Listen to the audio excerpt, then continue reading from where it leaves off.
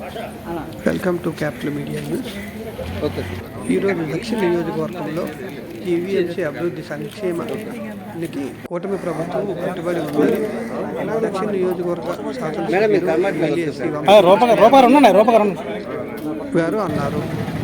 38వ ward పరిధిలో official కాలనీలో 2వ లైన్లో 35 లక్షల రూపాయలతో బీటీ రోడ్లు మరమ్మతుల కొరకు శంకుస్థాపన చేశారు. అలాగే 34వ వార్డు పరిధి రైతు బజార్ దగ్గర ఉన్న బీటీ రోడ్లు కూడా 98 లక్షల రూపాయలతో రిపేర్ చేశారు.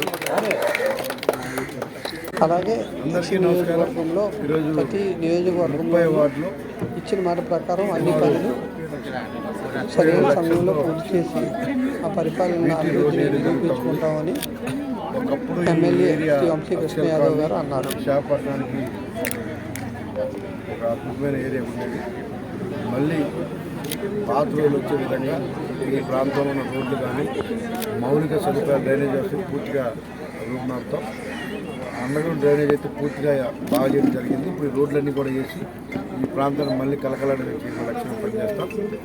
ఇచ్చిన మాట ప్రకారం ప్రతి ఏరియా కూడా తిరిగి ఎక్కడ ఏ ప్రాబ్లం ఉన్నా ప్రజలకు సంబంధించి మౌలిక సదుపాయాలు కానీ ప్రజా సమస్యలు కానీ ఏమున్నా కూడా అన్ని ఏరియాలో తిరిగి పూర్తి స్థాయిలో కంప్లీట్ చేయడమే కూటమి ప్రభుత్వం లక్ష్యం.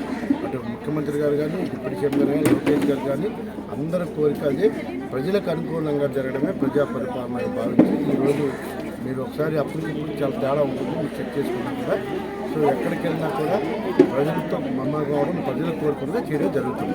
Thank you.